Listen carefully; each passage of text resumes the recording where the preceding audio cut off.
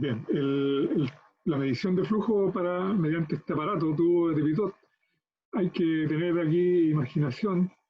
Eh, este es un corte de un tubo que está dentro de un tubo. No es fácil de imaginar. Se usa principalmente para medir el flujo de gases, también líquidos, pero más principalmente gases.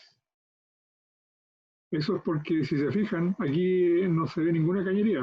Este es el instrumento, y el instrumento lo que hace es poner una toma de aire en movimiento. El flujo de aire viene en esta dirección.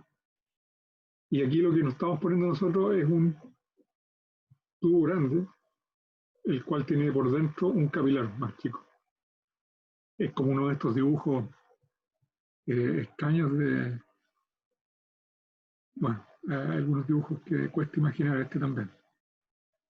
Pero lo que quiero mostrar aquí, a ver si lo puedo dibujar, es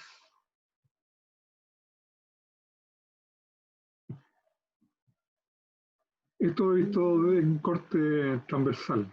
Ahora, si lo vemos de frente, tendríamos un círculo grande que sería el tubo grande.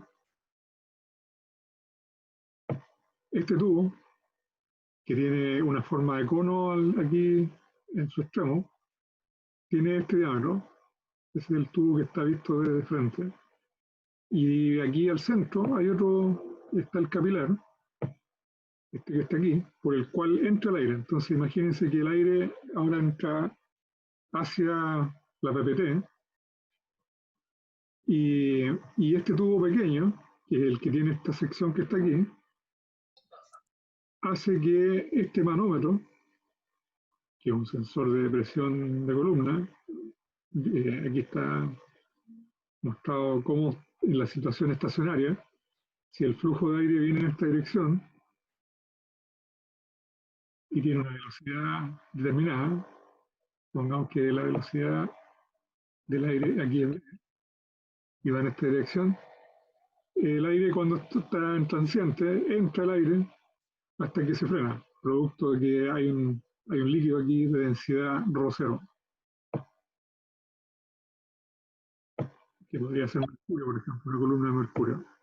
Este líquido, entonces, que está aquí, tiene una densidad ρ0, y la velocidad del aire, la presión dinámica, ¿se acuerdan del término de la presión dinámica? Hace que esto choque con esta columna y la baje, le gane a este lado, que tiene, si se fijan, el aire, el aire que no entra al tubo del medio, se va por el lado y pasa por el lado. Entonces hay que imaginarse que este instrumento uno lo pone a contracorriente, y parte del aire entra por este tubo y la otra parte del aire pasa por el lado del tubo. Y el aire que pasa por el lado del tubo, ese tubo que está aquí, el grande, tiene estos orificios que están marcados aquí. Con lo cual, la presión estática del fluido en movimiento del aire está en contacto con esta zona. Por lo tanto, esta presión estática del fluido en movimiento es la que, junto con esta columna ρ0GH, es la que compensa a la presión dinámica del movimiento. Entonces, el tubo Pitot es un sensor que se basa en la diferencia entre la presión estática y la presión dinámica del fluido en movimiento, por la forma en que está construido, porque tiene un orificio que está aquí, que está perpendicular al movimiento del aire, y otro que está paralelo. Estos dos orificios que están aquí están paralelos al movimiento del aire. Por lo tanto, los que están en paralelo, la velocidad del aire no influye en la presión. En cambio, el que está perpendicular, la velocidad del aire sí que influye en la presión, porque tiene el término correspondiente a la presión dinámica, un medio de ρ por velocidad al cuadrado. Entonces, hagamos el ejercicio, el cálculo. Apliquemos Bernoulli, suponiendo que, acuérdense que el Bernoulli es una aproximación de la realidad, una aproximación ideal. Entonces, hagamos el análisis considerando el punto B, que sería aquí adentro del capilar, y el punto A, que vamos a suponer que está a la misma altura, pero en general podríamos decir que la presión B, aplicando Bernoulli en los puntos A y B, tendríamos que aquí la presión en este punto B, en general sería, claro, más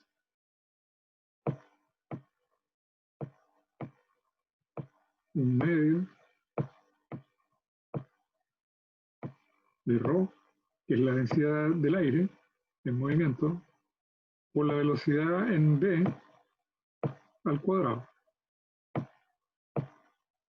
Como les digo, esta es la expresión general inicialmente, más el término de la presión estática, bueno, la columna, a la altura que uno mide, ¿cierto? Si uno define una referencia cero por acá abajo, un nivel cero,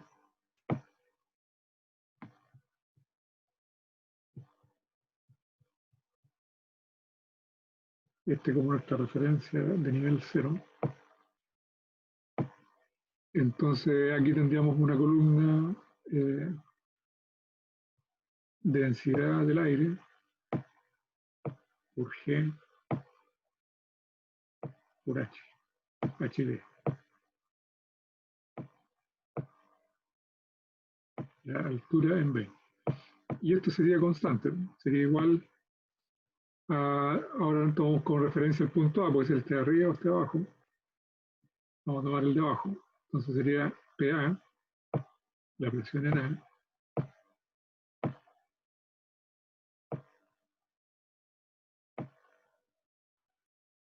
más un medio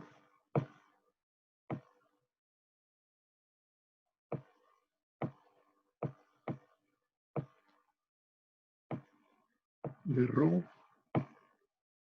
por la velocidad A al cuadrado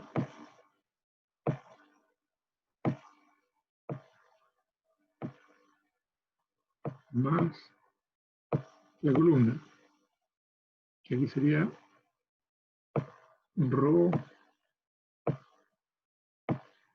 GHA.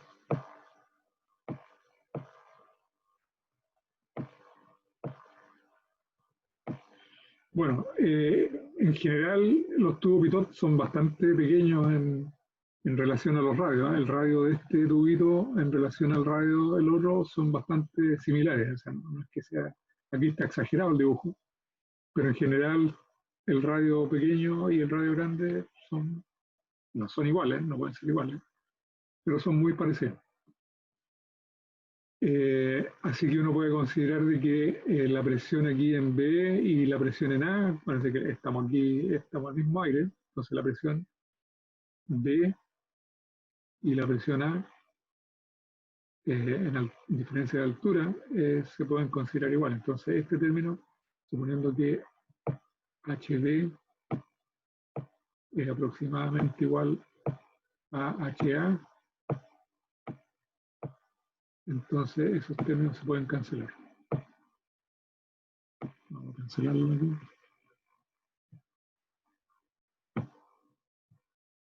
Vamos a cancelar este término con este término. Entonces se nos va esta parte de la ecuación de la presión estática. Entonces, ¿y qué pasa con la velocidad en B? La velocidad en B, como les decía, en régimen, aquí ya el aire no se mueve, el aire está, la presión dinámica está empujando, pero no hay velocidad. El aire tiene aquí velocidad B igual a cero. Entonces, este término aquí es cero. Así que podemos despejar la velocidad en A, que es la velocidad del aire, que es nosotros tenemos que medir el flujo, el Q del aire es proporcional a la velocidad A. Aquí no podemos multiplicar por un área, a menos que el aire esté circulando dentro de una cañería de una cierta área. Entonces, pero en general aquí como no aparece, el caudal sería proporcional a la velocidad en A. Este término es alfa, sí, proporcional a la velocidad n. Entonces calculemos la velocidad n. De acuerdo con la ecuación de Bernoulli, nos queda que la velocidad en A va a ser igual, despejando acá, nos quedaría PB menos PA por 2 dividido por la raíz de la densidad y nos queda el mismo término que está allá. Bueno, no lo voy a copiar, así que esto es igual a B. Esto es igual a la velocidad A. Bueno, y la velocidad A es la misma que B.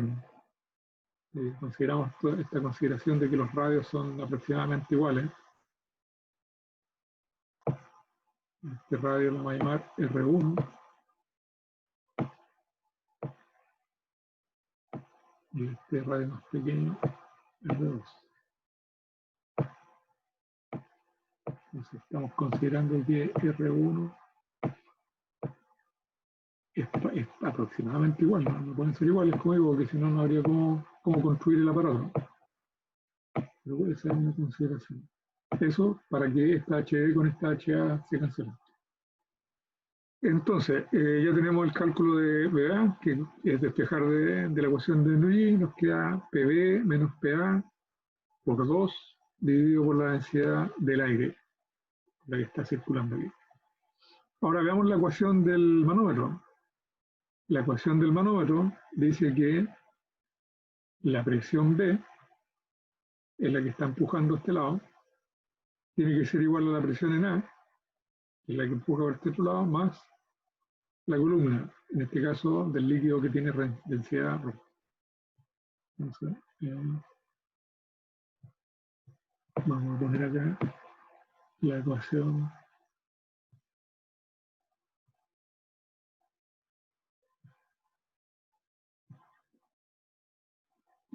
del manómetro. El manómetro tendríamos que, bueno, está acá en realidad, tendríamos que la presión PA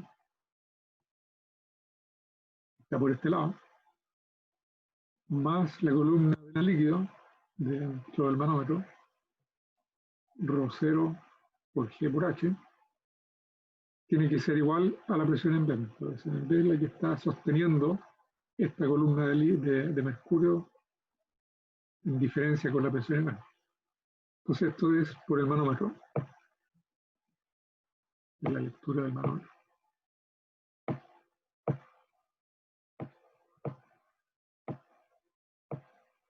Vamos a alcanzar aquí el paso. Manómetro. Esa es la ecuación de él. Los títulos, manómetro.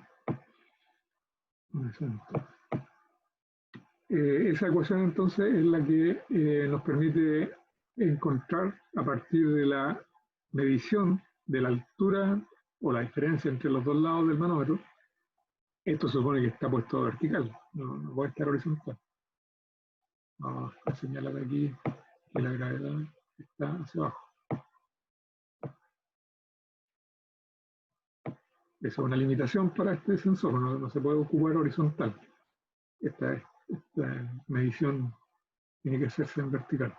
Entonces tenemos que, al combinar la ecuación que resulta del Bernoulli con la ecuación que resulta del manómetro hidrostática, entonces tenemos que la velocidad, al reemplazar PV menos PA, nos queda 2 veces ρ0 GH. Así que para medir el flujo, que es proporcional a la velocidad del aire, solamente tenemos que medir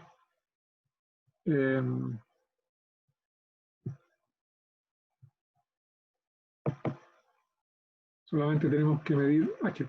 Los demás son constantes. Supone que conocemos la densidad del aire, conocemos la densidad del líquido y G también. Así que todos estos términos aquí son constantes. Así que la velocidad es proporcional a la raíz de H, una constante. Y con eso entonces podemos medir la velocidad del aire. Y si el aire entonces lo encerramos y metemos dentro del instrumento, o el instrumento, ahora si uno quiere fijarse más en la implementación, tendríamos que ver acá